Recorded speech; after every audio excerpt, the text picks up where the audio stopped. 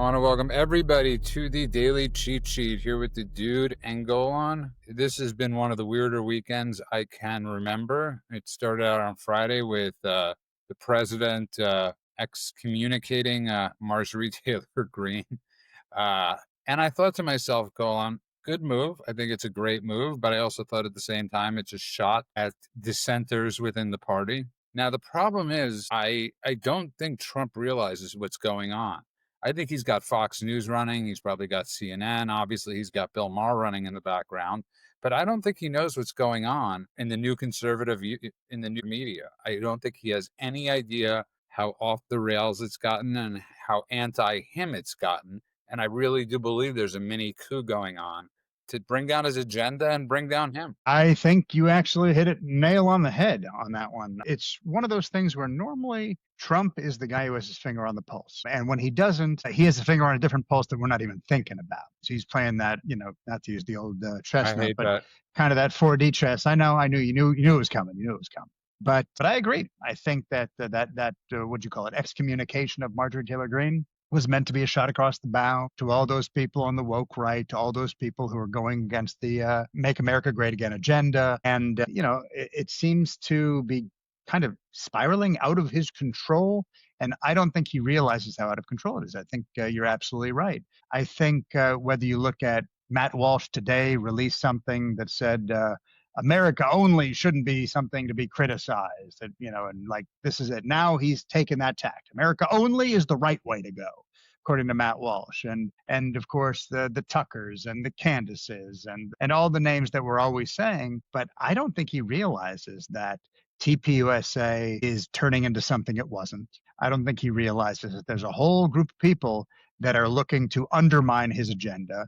I don't think he realizes that there is ultimately, whether you're looking at it through the prism of what Peter Thiel has been putting together or what JD Vance has been putting together, almost a shadow government working in parallel to what he's trying to do and trying to undermine him and trying to undermine his agenda and just waiting for him to get out of the way until they could take over the government. It is genuinely scary to see what's coming, and I don't think he realizes it's coming. I'm going to quote the dude right now and say it's nuts. I've never thought the dude. Hell of a quote. It's a rare thing for him to just say it's all nuts. And because he usually will text or call or whatever, but that was his response to something before. And I agree with him, man. It's all nuts. Okay, so first of all, we saw this crack happened when Trump was talking about taking out Iran's nuclear program, right? That's where the fracture within the MAGA movement happened. That gave it its jump start. It was there. I was going to say it started before in regards that. to Israel aid, but the Iran thing was the George Floyd moment for this movement. Sorry. You take it back to first principles. They had a problem with Trump doing something that was great for the world that benefited Israel as well. That's where it came, and everything since then has been a part of that.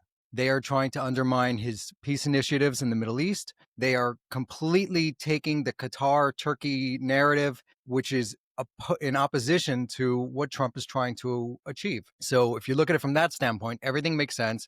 There's two groups. There's the group, which is the Mark Levin types, which is traditional America first. Let's do our stuff. But you can't ignore the bad guys in the world, and we need to set them straight. And I love it that Trump did that.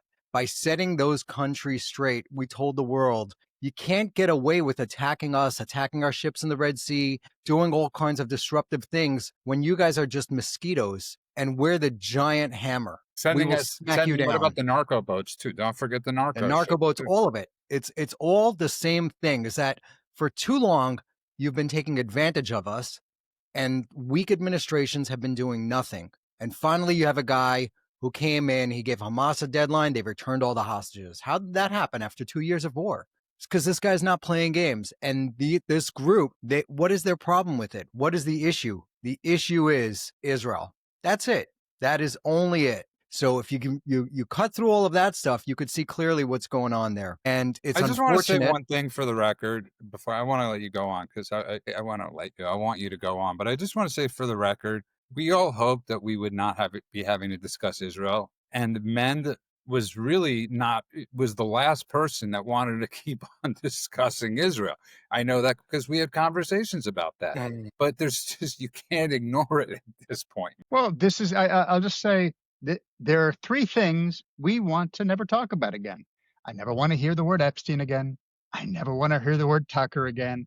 And I never want to hear the word Israel on this podcast again in the context of all the stuff we've been talking about. And somehow we have no choice. This is something where it's just constantly in the news. I've had people listening to the podcast, write to me and say, you guys talk about these three things. And it's like, tell me something else to talk about. Please give me please take these guys out of the news, take them out of my face, take them out of my feed, take them out of every aspect of my life, please. But while they're there, I can't ignore them. I can't pretend they're not doing what they're doing. So one is I agree with everything Golan just said. I would love to be talking about, what the latest movie came out and other nonsense that's not so tariffs, whatever. But what's concerning is that there is this break. There's a faction that is trying to undermine the president. And the concerning thing is it does not seem like JD Vance is taking the president's side in this stuff. That's what you would expect from a VP to come out at this time when there's a clear revolt against the president. They are trying to steer policy, which is clear. That's exactly their goal. They are trying to steer policy and he's not listening to them. Trump is doing what he feels is best for the country. And you have these hyenas nipping at him from the side, taking pot shots. And finally, he had enough with MTG. And he said, look, she's been on The View. She sounds more like a Democrat than a Republican. I am not going to endorse her for re-election, and we're going to primary her, and she's crazy. And I applaud him for doing that. I wanted you to take it a step further, though. Before I get back to Golan, I want you to take it a step further because you just raised a really good point, right? JD's job is to be his wingman. Whatever people want to say about Mike Pence, until January 6th, he was always President Trump's wingman. And you would have expected JD Vance to come out and say, I support President Trump 100%. Marjorie Taylor Greene has absolutely gone off the rails. What does he do? He tweets at some woman on X who has less than 50,000 followers who asked the question all of us are thinking oftentimes, which is about Tucker Carlson's son, that he works for JD Vance. So he attacked her. How dare she go after somebody, go after somebody on my staff? First of all, he works for the government, not a private employee. He's a public employee. We're allowed to go after him. He's in 100%. The media. We're allowed to go after him. So the weekend was nothing but a tweet storm or X storm of anti-Semitism, and from so many people, and of anti-Israel, anti-Christian, anti-American crap just slinging all across the internet. But so JD Vance doesn't come out and say, I'm 100% with Trump, that in firing, or getting rid of MTG, now firing. What does he do? He goes after this woman. So we could, two things could be right at the same time. I'm not holding it against JD Vance for coming out in defense of Tucker's son who works for him. That's fine. You want to say don't convict the child for the parents', transgressions. I'm all about that. That's fine. But he hasn't come out and called out the faction that is attacking. So I'm not talking about Tucker's son. I'm talking about Tucker. I'm talking about MTG and everyone else on that crazy fringe that is trying to undermine the president. So I don't know if the tweet that JD put out against this woman for attacking Tucker's son is the thing that we should focus on. The thing to focus on is JD's not coming out to back the president. Where's that? Well, this is all part of it, though. I mean, let's be honest. But you know what? I just want to say something. We'll have plenty of time. I just want to say something. No, it's fine. That I admire. Something extremely admirable that you did a few years back was you're married to an Asian, and you came out and started really going against Asian hate. I didn't realize it was such a problem, and you brought to light a lot of issues that were going on, and I applauded that. So this is what Nick Fuentes said about JD Vance, just so people know. This is a quote. He is literally a fat gay race traitor that married a Jeet. Tucker Carlson platformed this person that called JD Vance that. Did I miss a memo of what friendship is? Unless there's something much deeper, man. As far as a coup goes, you ignore that JD Vance came out harder against this woman on X than he has against Nick Fuentes is so disgustingly telling. Anyways, you guys go. Now, look, I got to jump in here because I I do not agree that it's not a big deal that he decided to, in the midst of everything that's going on right now, use his platform to go after this rando. This is, your car's on fire and you're like, can you believe my shoe is scuffed? Like the lack of understanding or deliberate decision to ignore what's actually happening within your party says something about you. Right now, what is he labeling this rando journalist? Like you said, she doesn't even have A the massive scumbag. following. She A called her a scumbag. That's exactly right. scumbag. What he focused on was protecting who? I don't even give a shit that it's Tucker's son. He focused on protecting his staff rather than tackling the bigger issue. The bigger issue here of the ideological shift and drift of this flank insurgency that's happening within the party. And what that means is, I mean, if I was, I guess I am part of the base here, but if I was someone who was really believing in JD Vance, that's not me. But if I was someone who was really believing in JD Vance, I would be going, I don't understand why is our movement's energy being spent on these interest squad grievances when we have real opponents that are putting another agenda other than ours front and center? They're undermining our agenda. And right after the president called it out, so it's like it has become an issue. He put it out there. This is a big deal. This is your moment. You step up, you wingman your president. And instead you're like, someone insulted someone on my staff. This is what I'm going to focus on. Forget that And it's how Tucker's did son. he even know? Man, just so you know, obviously he was alerted to this by Tucker or somebody. Man, she doesn't even have 50,000 followers, this person. I mean, the odds of her getting into his algorithm are slim to none and slim left town. Obviously somebody, I got that line from I don't remember who I got that line from. But man, I agree with Golan. But again, there's something really off about what he's doing, and I really do believe it's a coup. I would say something is off with what he's not doing. But I don't mind Fair him enough. coming It's the out same, and but you know defending what? his staffer. The action and lack of action both amount to the same thing. If you're signaling internal loyalty over putting up a strong front No, and over there's clarity and definitely a lack of discipline, action there. it's the There's same. a lack of action when it comes to the Tucker faction, right? It's the Tucker, MTG, Nick Fuentes faction that there is a lack of clear action by JD. At that same time, we know nothing about this Buckley kid and we can't convict him for the But things she that his father didn't. and his uncle She is didn't. doing. If you read her X, it was questioning, okay? It wasn't accusing, it was questioning.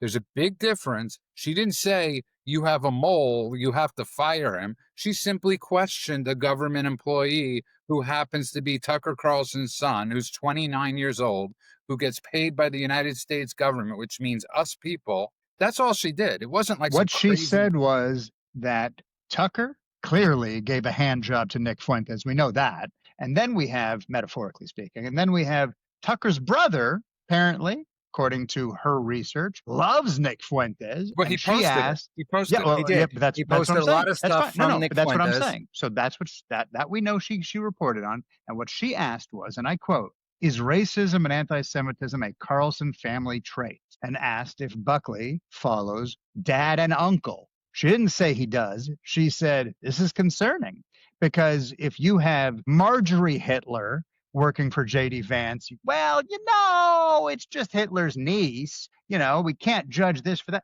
Or can we say, you know what, let's just ask a question because they all came from the same place. It's okay to ask questions. Tucker does it all the effing time, doesn't he? So she asked a question, in this case, JD Vance pounced. And that is the thing that he focused on. That is the thing that he decided to put his considerable weight, his second in command. He's the second most powerful man in the world. This is where he decided to put his ire. Bad. It's just bad move. So Robbie Starbuck came out and he said attacking Buckley is really messed up. Even if you don't like Tucker, you don't assign the hate for his dad to him. You don't ask sons to disavow their parents, fathers and mothers. Come on. But again, that's Did not what somebody she do said. any of those things? Nobody did that. Starbucky? Did anyone do any of those things? Or are Yeah, you just this talking is- out of you your know what? ass? This is, again, people accusing We Israel. could argue about this, and I know that you guys have had it out for Buckley for a long time. I know nothing about the kids. I don't know. He might be. By the way, I didn't know his name. until today. So no, I didn't have it out for Buckley. I know Tucker is a piece of shit. Apparently Tucker's brother is a piece of shit. There's something wrong with the Carlson DNA. And I know that right now we have someone who is an insurgent, who is working actively against the West, who is working actively against the president, against the United States, against Israel, against our allies, against goodness, and against everything that we stand for. And his son works in the vice president's office. I'm sorry if I'm asking the question, is it a good idea? Doesn't mean I'm out for the kid. I'm allowed to ask that question. Doesn't mean I'm accusing him of anything. But if I can't even ask the question, then what you're doing is you're telling me, like, I've read enough Jean Le Carré novels to know if I'm not allowed to ask the question, something is afoot. But it's a question of, it's almost like the absence of evidence isn't evidence, right? So what she's asking is he like his dad? How do you answer that? What do you do? What is the answer to that? Do we make him take a polygraph and a lie detector? And you could check his social medias. Obviously, there's nothing out there because they would have dug that stuff up. So what are we doing here? Are we mad that he hired Buckley? Yeah, it's problematic. But Buckley might be a perfectly fine gentleman and nothing at all like his dad. Until you have some sort of evidence, then you come out and attack him. You don't attack. I tell this to my kids all the time. Again, I do this with the people I work with. What about when Tucker went after Mark Levin's stepson for an hour? What does that have to do with JD Vance? Again, because Mark Levin going after We're not talking about Mark Levin. We're talking about JD Vance. You know what Tucker did? Tucker went on the air. We talked about this before, but Tucker went on the air and he pretended that when Ben Shapiro said, who gives a shit about when he was defending Maduro, he lied, right? What he said was, not defending Tucker at all. The guy's a piece of shit. Hang on a second. I'm getting to a point here. He said, Ben Shapiro said, I don't give a shit about abortion. I guess that means he doesn't give a shit about predatory loans. Well, that's not what he said. I don't give a shit about, but he lied about it. And what JD Vance is doing right now is a page out of the Tucker playbook, because what he said and what all these, Vance wrote on X. Owen Rackmuth is a journalist who has decided to obsessively attack a staffer in his 20s. Okay, she didn't attack him. She asked some questions about him. Every time I see a public attack on Buckley, it's a complete lie. Okay. Again, questions are not lies, asshole. And yes, I notice every person with an agenda who unfairly attacks a good guy who does a great job for me. Himmler could be the best typist in the world. I don't care if he does a good job for you. That's not the question being asked. He continued. Sloan describes herself as a defender of Judeo-Christian values. Is it Judeo-Christian value to lie about somebody? She didn't lie. She asked a question.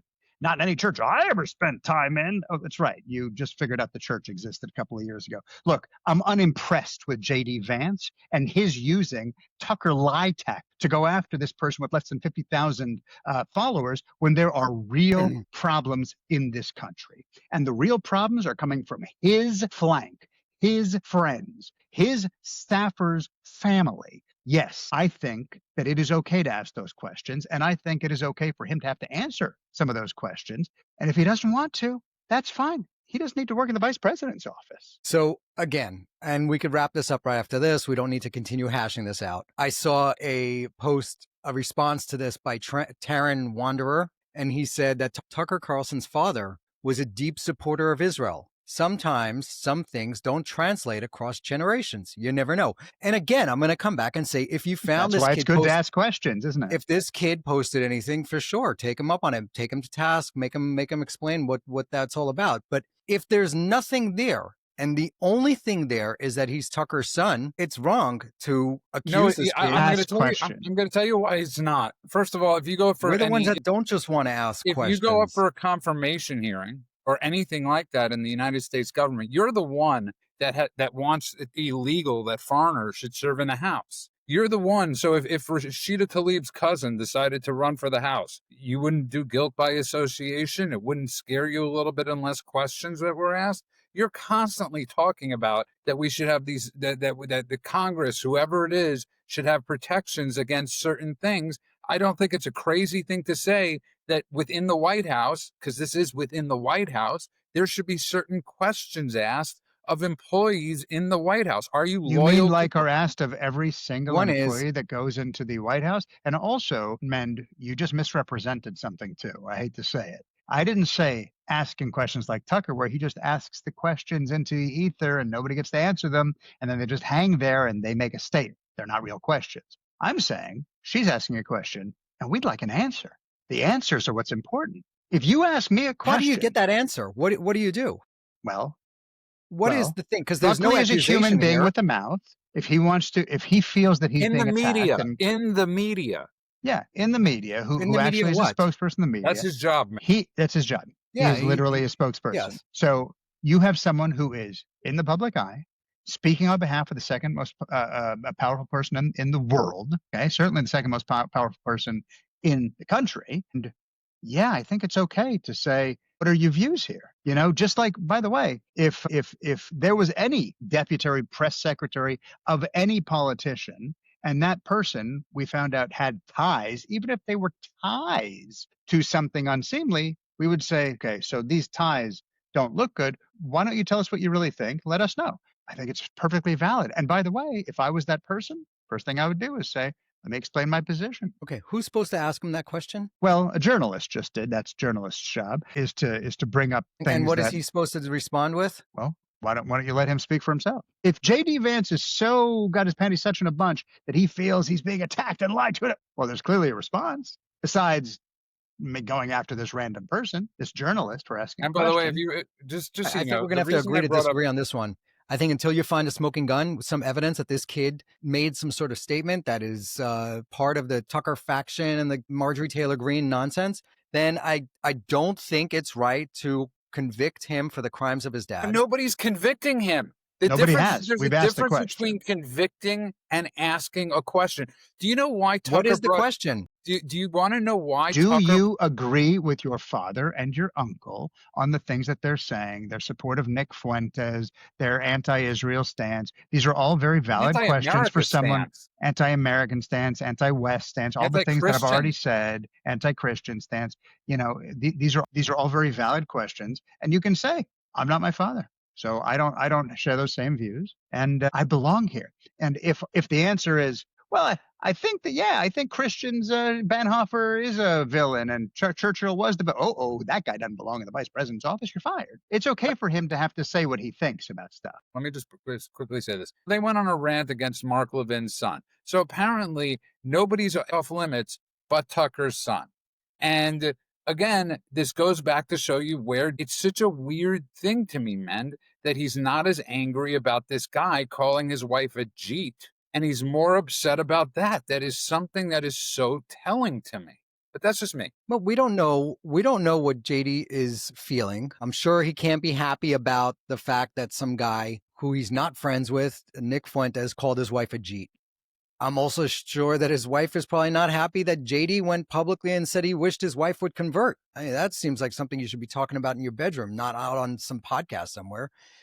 But there is nothing in the public domain. Again, we're not saying there is. Have any of us said there is? Have any of us said there is? And then the other difference between Mark Levin's son is that the person who attacked Mark Levin's son is Tucker Carlson, right? So it's a problem with Tucker. It has nothing to do with JD. And I'm not saying that I have complete faith like I used to in JD and his ability to see clearly past the Tucker nonsense. I'm not saying that. We don't know. The fact that he hasn't come out and denounced him or put some daylight between them or anything to show his support for the president and at least show where his mind is at when it comes to this stuff is not very encouraging. And that's why I've changed my view, where I used to be all in on JD. And now I'm like, let's see. We got to see where this goes. You know who said that to me? The last time I heard somebody say "let's see" to me was Alan Dershowitz about Obama. It turned out it turned out really well. And I just want to end with this. This is an important thing for JD Vance, and he should know this. George Bush got 11% of the Jewish vote, lowest ever. Usually it's about 30. Usually it's about 30%. And he lost. He lost the election. There hasn't been a vice president that's taken the job in, I want to say, since George W. So since George W. took over for Reagan, and obviously it didn't work out the second time. So this is just a note to self, JD. You're not going to just get the lowest Jewish vote of all time. You're also going to get the lowest Christian vote of all time. Keep doing this, and we'll see how it works out. He's got to be primary, but I want to move on though, because I just have just one thing for men, just as a takeaway. Men, do me a favor. You don't have to do it right now. We could talk about it offline. Go find some statements Buckley has made about anything. Let's talk about what he said. We'll look into it. And You won't find any, but good luck. I want to move on though, because apparently, man, the first phase of this whole thing was Hamas had to disarm. Well, we know they're arming up all around the world.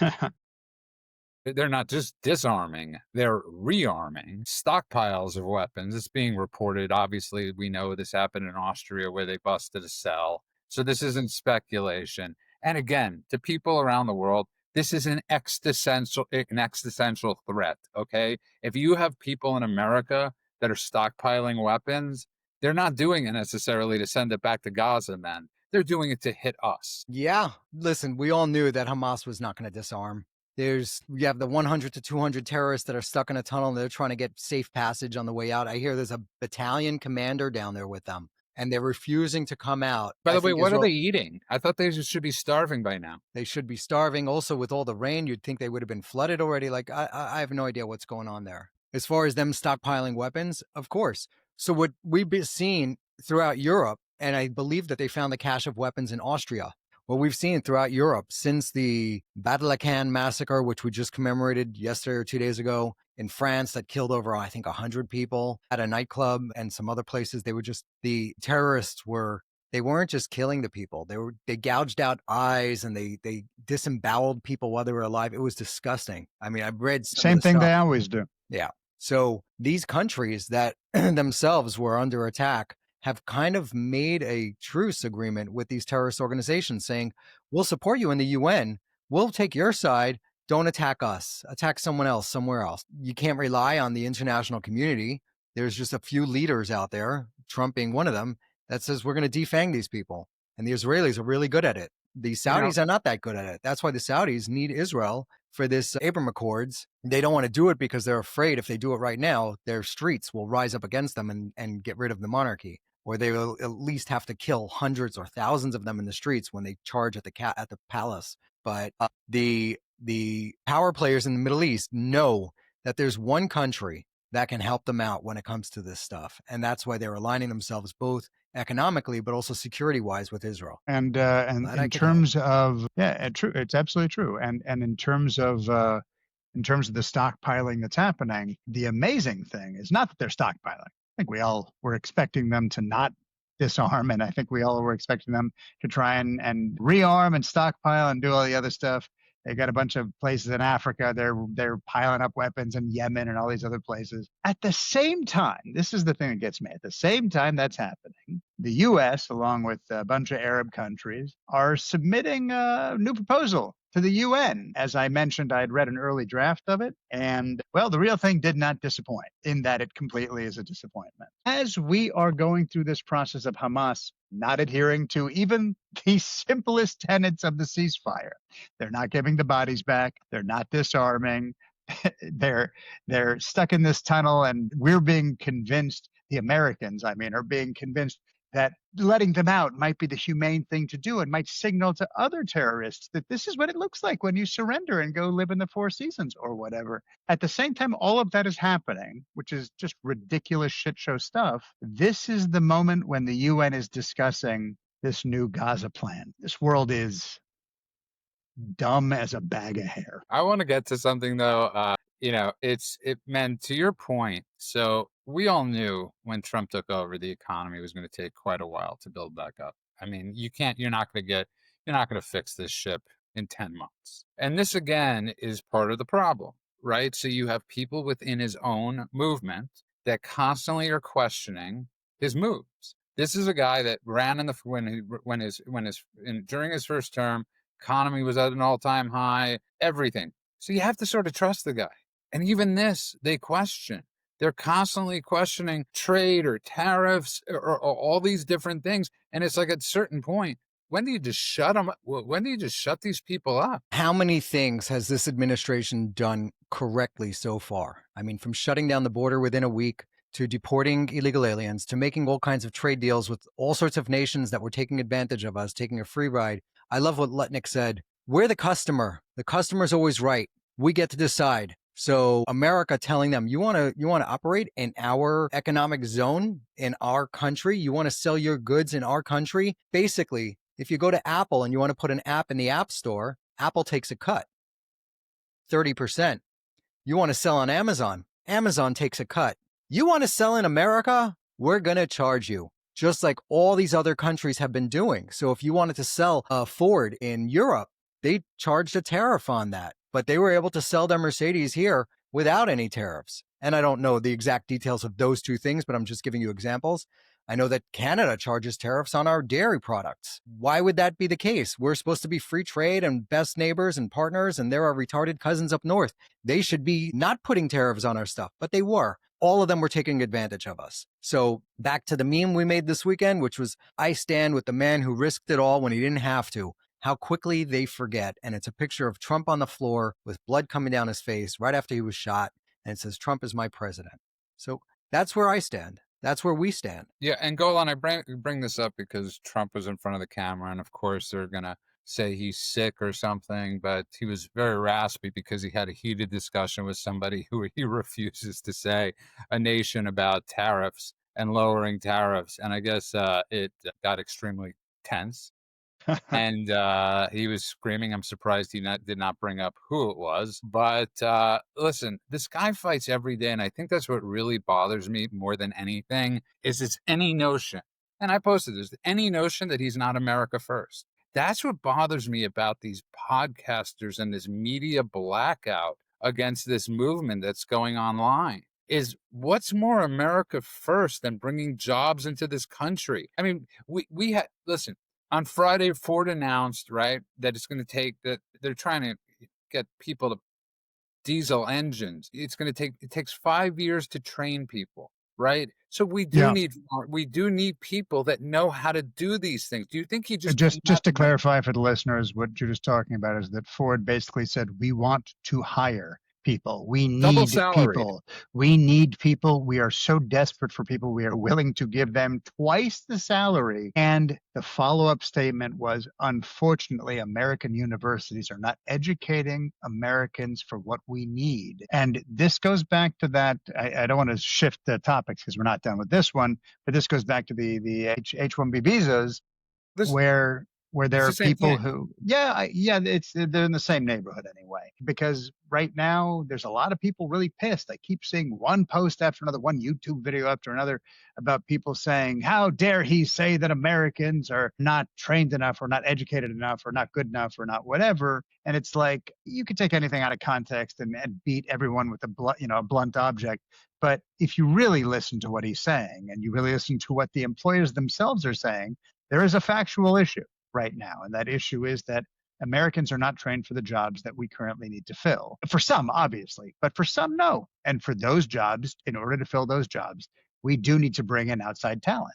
The idea is to bring in outside talent that is going to improve the United States, is going to improve our position, is going to help us on the world stage, and which is unlike those 600,000 Chinese students that are just coming in and wasting everybody's time, are going to stick around and are actually going to be contributing members of society. So that's okay. We can have, as Mend likes to say, little of this and a little of that. I'm misquoting you, but something to that effect. And so, I think that makes sense. Here, we're talking about the economy in general. Look, I have a lot I could say about this. I won't go into too long a rant about it, but I will say, while I appreciate anybody, any leader who is willing to take a popularity hit, as Trump did, in order to do something that he feels is going to long-term help the country, which means short-term, he's going to look like he's not succeeding because people don't look at the long-term. They only look at what's happening between today and tomorrow. So when the tariffs came in, for instance, there was a lot of hand-wringing about what was happening today, tomorrow, next week, next month. And it might be years until everything levels off and the tariffs actually pay off in all the ways they're supposed to. Obviously, we saw that study, and we know that some things worked in terms of leverage and all of that. But it would have been very easy for Trump to say, you know what? I'm going to go ahead and not do anything to rock the boat. He could have come in and just let the economy boom. In theory, it would have been booming if it hadn't been for the tariffs, and it wouldn't have raised costs on imports. It wouldn't have disrupted supply chains. He would have been able to turn around the Biden issues, the budgetary issues, faster. And then with a booming economy, which everyone was expecting out of him until the tariffs thing happened, he would have had free reign to do whatever he wanted. He would have been able to just basically run the table in terms of Republican policy. And instead, he said, I think the country needs this. And I think in the long term, it can help. He was willing to take that hit. I think that people See, are very I'm myopic. going to tell you the problem, though, is this. So while we both disagree with Mend on certain parts of his acumen, there is one place I will give him more than 1,000,000% credit. What's that? And Mend has never been a Trumper. Mend was not he was not. I don't think there's anybody that gives more credit to and the brilliance of what Trump has done with tariffs than Mend. And when it comes to Mend's take on the economy, I trust him 100%. Well, I look, and I love you. I love you. You are a handsome, beautiful man. And I don't agree with you 100% when it comes to the tariffs.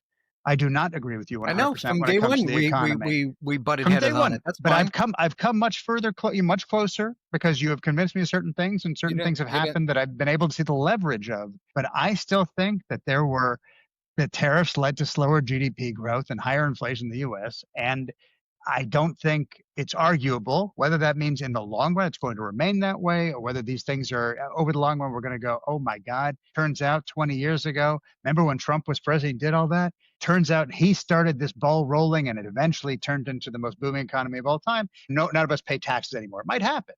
Right now, it doesn't look that way. And there's only so long you can blame the Biden economic policies for that. So You for didn't me, let me I get don't back agree to 100%. you're not letting me finish Sorry. my Go ahead. complimenting of him, and there's a I love reason, you as well, Judah. Finish up.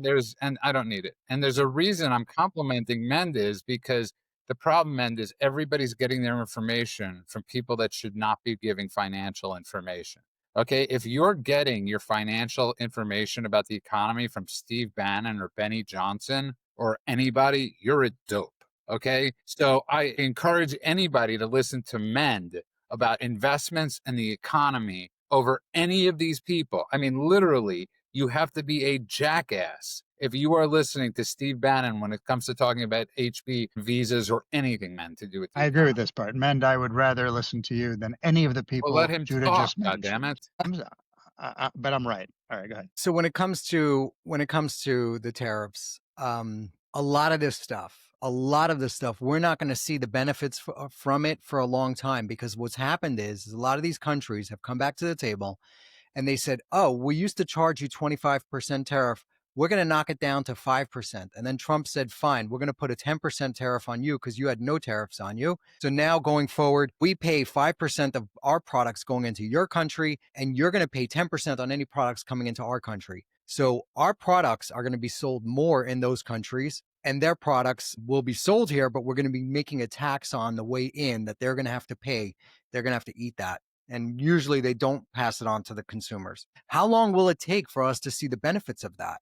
I mean, if today the tariffs on, let's say, autos in Europe was dropped and it used to be 50% and now it's down to 5%, that will benefit the American auto industry over the next 25 years. And it may not start today. It might take a while. So a lot of it is bumpy. Yeah. And a lot of it is bumpy in the beginning and it looks a little chaotic, but you need it that way. And that's Trump's MO, is he comes in and he makes such a grandiose claim that people go, whoa, whoa, whoa, not so fast, not 100%, not 100%, Mr. Trump. We'll pay 25%. When before that, they weren't even willing to pay 5%. So he comes in with a big demand. They capitulate. He then says, okay, fine, we'll agree to your terms, which is 25% versus 5%. And he comes out a win, and they feel like they actually bargained and negotiated it down from 100% to 25%. So these things take time. I am all for it. They've been doing it to us forever. I was also The including, Europeans have been doing it to us since World War II. We gave them a pass. Man, we said, I was you guys also can tariff referring to our the stuff. HB1 visas when I went to you about that. That's what I was also referring to. But let me just say, what Mend just said is almost exactly what I said.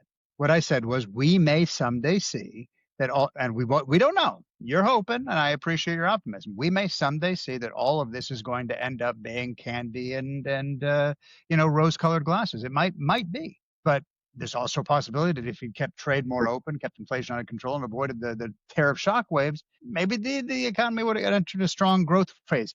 The fact that he was not willing to do that he was willing to take the current hit in order for the potential long term, I give him a lot of credit for that, because politicians don't do that. Politicians want the win today. So you can go, what a champion. And then he can win the next election and get the midterms and everything else. Here he said, I recognize that I'm going to potentially look bad for a little while because the results are not going to come right away. He knew that. So in making that decision, that's a brave decision. So even if he's wrong, I still say that is an anti-politician decision to make. That takes a lot of nuts, and I really commend him for that. Even if he's wrong, I commend him for that. But the bigger point, man, that I was talking about, though, was with the HB1 visas, right? It's this. You love to hear people mock, and they rightfully so, how dumb Gen Z is. Or is that the Gen? I mean, whatever Gen it is. And the idea, so the same people knocking how dumb the Gen Z are think they're capable of doing certain jobs. I mean, to quote that line in Armageddon, I wouldn't trust these people with a potato gun, let alone put a diesel engine or take one out of a car. So this HB1 visa thing, yeah, there has been abuse of it. There's no doubt, but done well and done properly with regulation, it's something that's needed. If we're going to bring plants into America, which Trump has been doing, right? Tesla today announced we're only going to be using America parts in America. That good for Trump for getting that, man. But again, not everybody is qualified for certain things. Yes, the HB1 visa issue is definitely something that needed to be addressed. There were a lot of companies taking advantage of it. They're paying these people less than they would pay Americans, and there are plenty of Americans that are very well qualified to do those jobs. We could start with that. Were companies taking advantage of it? For sure. Do we need the H-1B visa program? We do. It is supposed to attract the best and brightest and give them a pathway to be here without having to wait online like everybody else. I am for that. We should be attracting the best and the brightest. You look at some of the biggest companies that were created here, they were created by immigrants, right? We're a nation of legal immigrants, so we should be for this thing. I would much rather fill up our immigration lines with H-1B visa people who are going to contribute to the country than a whole bunch of freeloaders that just want to come here and take, social programs. I remember when I was growing up, they would talk about immigration and they would say, you have to prove you're not going to be a burden to society. You have to prove that you're not going to come here and just get on welfare. You have to show that you have a job and a sponsor. All that's gone out the window. Under Biden administration, I saw another post of it yesterday.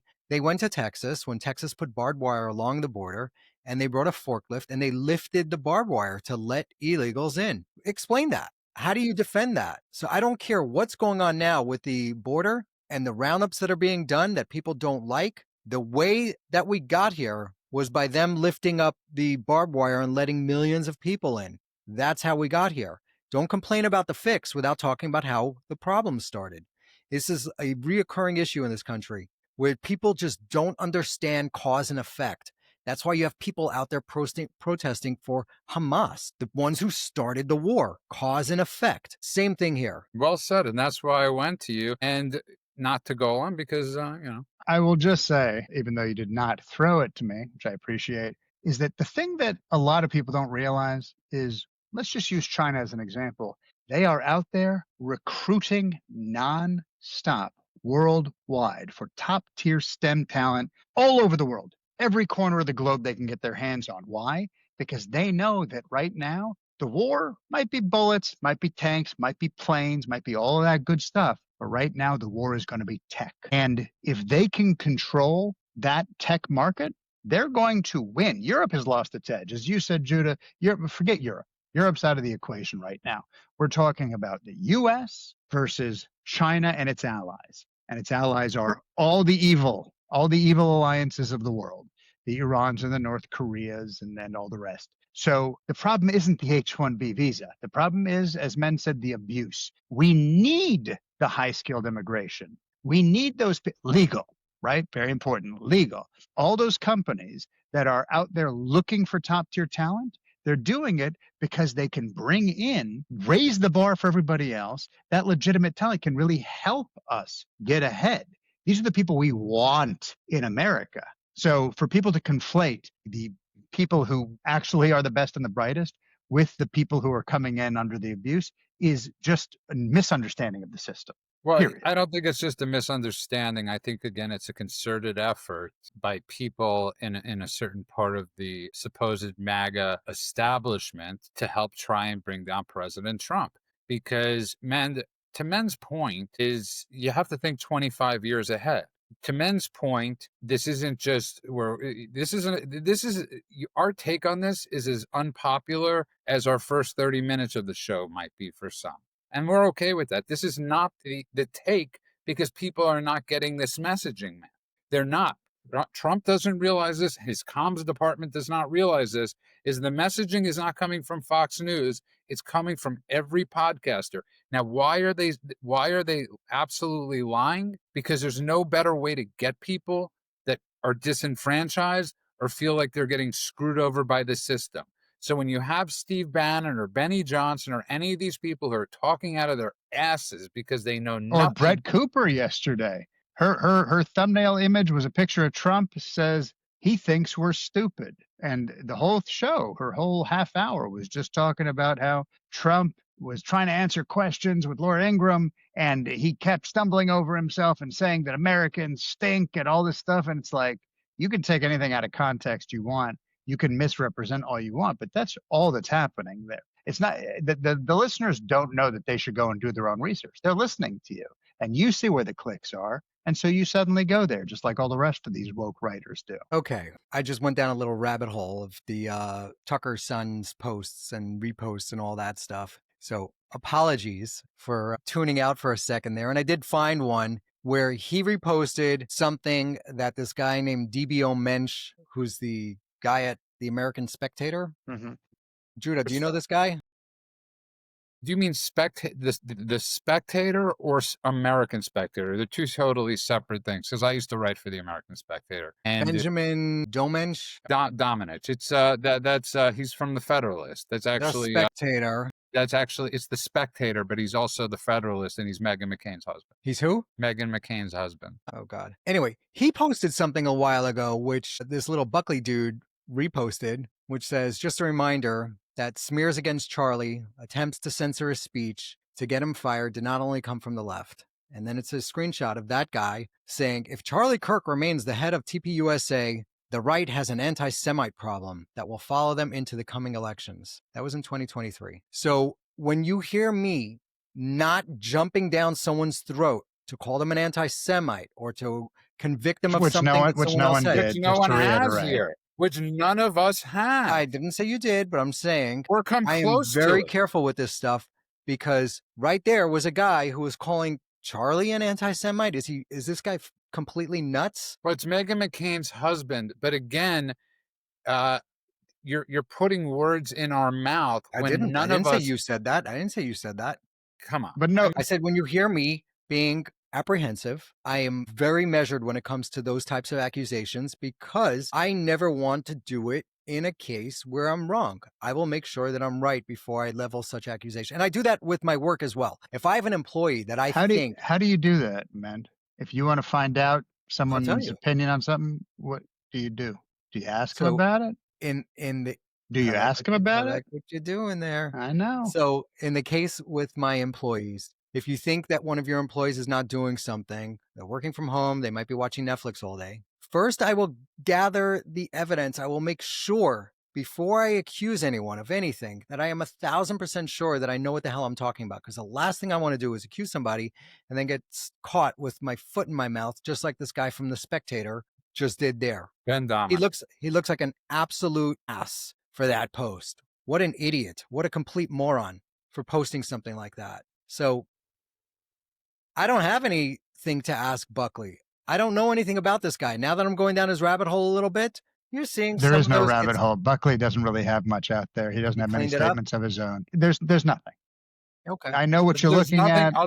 There's nothing other than what you could infer, and you could infer when Mark Levin said certain things about how did people know that he was at the White House, and he never named names. Just so you know, for the record, Levin, when people were ratting on him for being at the White House, I'm not going to say who it was, but he never said any names of who it was. Okay, these things are extremely private certain times. It takes months sometimes to get the list of who was at the White House.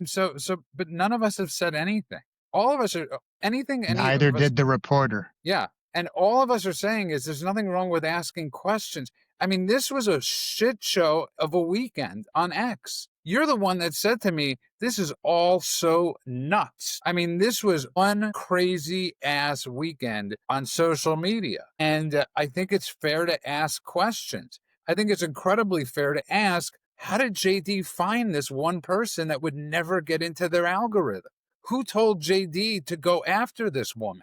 Who? Who told her to say that? And you know what, man? I got to say, I'm not accusing Buckley of anything, but I don't think it's unfair to ever ask a question of somebody that's on the public, that's working at the White House, literally working at the White House. You're the first person I know that wants people to ask questions. Is that fair? It's fair, but I don't know on what grounds we're asking Buckley questions. That's what I'm coming back to. If you find stuff in his thing, in his He's deputy feed, press sure. secretary for the vice president of the United States. Those are the grounds. Do I need more? Who was Pence's press secretary?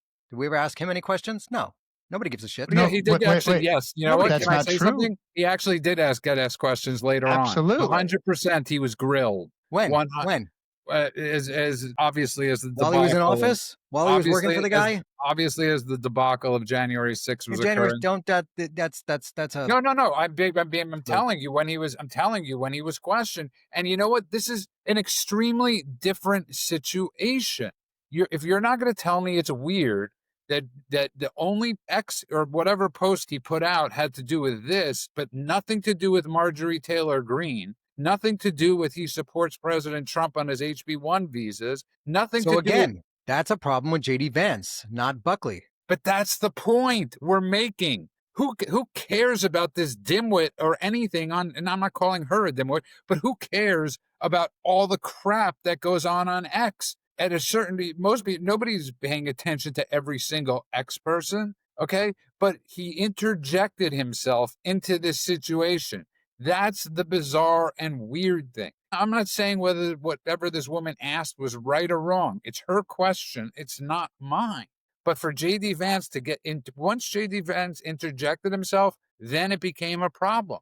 If he just ignored her, nobody would have cared about this. Who would have seen it? She gets 400 likes, 300 likes on things. Maybe. You know, this would not have been bot amplified. What that means is there was a deliberate choice to comment on this particular thing as a distraction from the things he should have been commenting on. And it's fine if you don't agree with that. It's okay if you don't think that we're right on that, or if you don't see it. It's also okay for us to say we're a little worried that a Nazi's son is in the White House and in a position working for a guy who hasn't really shown that he's anti that Nazi. So I want to ask JD Vance the same questions too. I think we're allowed to ask all of those questions. We are the voters.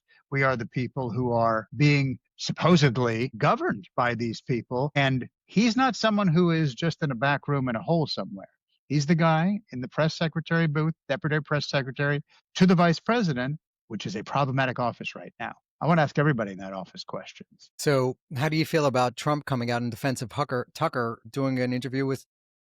Again, this is what I said, though. This is what I said. I do not think Trump has any understanding of what's going on, because I don't believe he's watching podcasts on YouTube in the White House. We know exactly who he has and what he has on, since he makes comments about them all the time.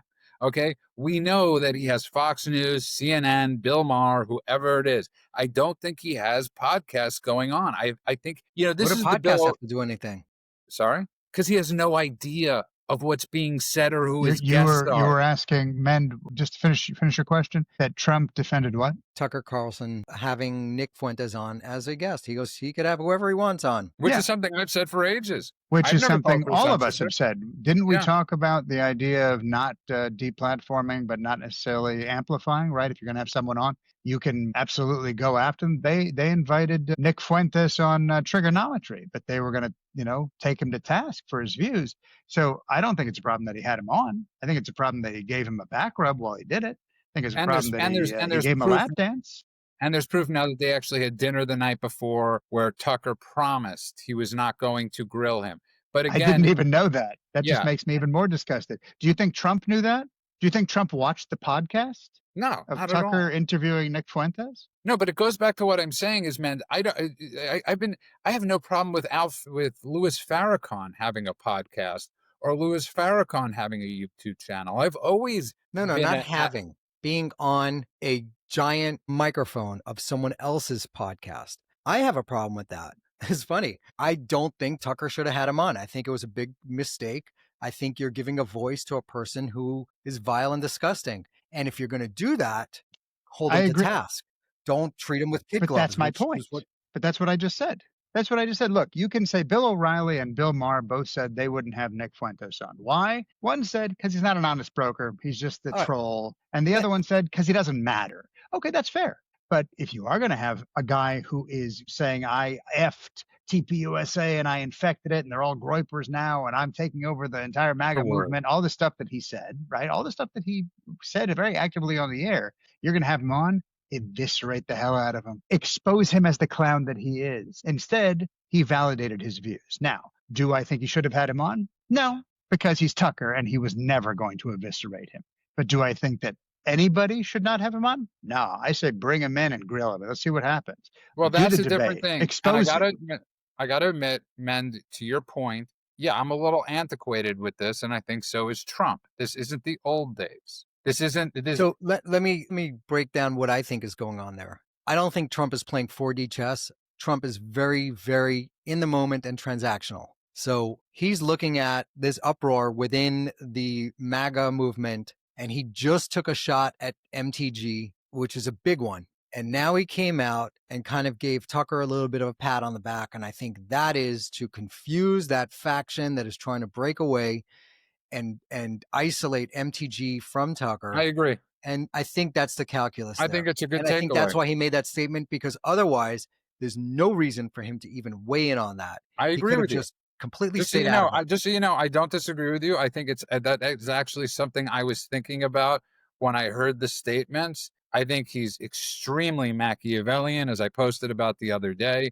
When it comes to this stuff, I wholeheartedly agree with you. But I want to get back to something that you brought up, and it's this. And this is the Bill O'Reilly thing, right? So Bill O'Reilly, when he was talking about followers, and he's like, who cares about followers? He thinks this is 2013 and you have like, Right. a million people on X. He doesn't realize when people are referring to followers, they're referring to podcast views, right? He doesn't, those two things are very different. So he doesn't realize that Nick Fuentes might get 5 million views or 4 million views or however many views. It's not in his wheelhouse. And it's the same thing with Trump. It's not in his wheelhouse of knowing this new thing. Yeah, he was on Rogan, but I doubt he's watching Joe Rogan. Okay, I just doubt he's sitting there for 3 hours, because most people aren't sitting there for 3 hours watching Joe Rogan. So, but I agree with you, man, 100%. I think that's why he did it. Like how many? I think you're very close to why he did it, because what you just said did sound like 4D chess. And as I said earlier today, or earlier in this episode, I think he normally is trying to operate in this 4D chess world, and right now he's not. I think right now that was I think this is where you're right. He just alienated the MTG wing, and he couldn't afford to alienate another wing, and it's a little bit of fear. And so he's like, hey, I'm not going to also pile on to this other thing. So yeah, whatever. Tucker's fine. Let's roll. And he's already knocked Tucker. In his defense, he has already knocked Tucker when he called him crazy. He's just not going to do it right now, post MTG. Especially when he has no backup from his wingmen. Okay, that's exactly right. He's not an idiot. When he sees certain people not backing him up, of course this is what he's going to do. Okay, listen, the last thing I want to bring up, because I think this is extremely important. Wait, can I say one thing real quick? Yeah, please. The United Nations Security Council just approved the Gaza plan, Trump's Gaza plan. And we don't have to go through the entire thing because that would take an entire show. We're already past an hour here. But I do want to just say this is a very worrisome plan. This is a plan that allows for true loss of control in Gaza. It implies recognition or at least movement towards a Palestinian state. The timing is genuinely awful, besides the fact that it comes after October 7th and seems to, again, make that their Independence Day. This also is happening as they're not even following the ceasefire. The legal norms are out the effing window right now, and the security assurances are dog shit. Genuinely worried about this, and we'll talk about it on future episodes, I'm sure, but just wanted to let everybody know it just passed. Right. I want to see the full transcript of it. Honestly, I want to see I'll send it to you. I want to see the here. part where it actually does say about the two-state solution. because I'm very, and I don't live in a dreamland. I don't see that happening in anybody's lifetime. I hope you're right, but when it says, quote, Palestinian self-determination and statehood in the draft, that's something that can't be ignored. No, 100%. The last thing I want to say is, though, is in Florida with Highway Patrol, they've arrested 2,600 uh, over 6,200 illegal immigrants have been arrested in Florida, and I think it's amazing work. I don't know if you guys saw what happened in North Carolina, man, where the ICE was being attacked by I guess Americans, not physically, but just constantly questioning everything they were doing as They were screaming at them like North, maniacs. right. North Carolina has had a spike in increase of crime of 70% this year. 70%. That's a pretty big spike of crime. And these are people on the street questioning these ICE officers. And again, there's a weird media blackout of what's going on. And I don't get it. Go to Fox News, go to any of these sites. You're not hearing them talk about it. Fox News has it up. CNN does not. But what you will see is Fox News talks about the fact that they're being shouted at and that there's protests and all of that. But they're not talking about the fact that the crime rate is skyrocketing in these places as the citizenry seems to tacitly approve lawlessness while they're screaming at officers to get the F out of our city. It's truly nuts. It feels like something out of a bad post-apocalyptic movie. It's telling. There's a faction of the society that gives zero crap about young girls being raped by illegal aliens, people being murdered by them, people being robbed, cities being overrun, the housing crisis, like everything is tied to this one thing. I'm going to give you a number, man, just to prove your point. First of all, they're 11.8% higher than the U.S. average on crime. What you just brought up about property and stuff, approximately 25% of North Carolina residents encounter a property crime. That's an insane number. And, when you want another insane number? Charlotte has a murder rate that has risen 200% in their uptown areas. So there's another little stat for you. Go ahead. Sorry. What the left loves to do when they talk about illegal immigrants and crime, they lump all immigrants and they go, look, all immigrants have a lower crime rate than native-born Americans. Not talking about all immigrants. The ones that came here illegally respect this country. They waited in line. They're doing it correctly. They are proud to become Americans. These people that jump over the fence, they could care less. They're here to rob, steal, and do whatever they want. Some of them are here for better lives. A lot of them are here to commit crime. So it's misleading when they commingle those numbers. Oh, this reminds me, many years ago, I actually got into a bit of a tiff with Stephen Colbert. This is a long time ago, but he had said something, and I don't remember if it was during the first show or the second show, but he had said something about how there had been no Muslim terror attacks in America over X number of years, or no deaths from Muslim terror attacks, something like that, because I think it was when 2016 Trump administration, when he was trying to do what they deemed the Muslim ban. And then I put together a list of all the Muslim terror attacks that had happened worldwide and the number of people who had died as a result.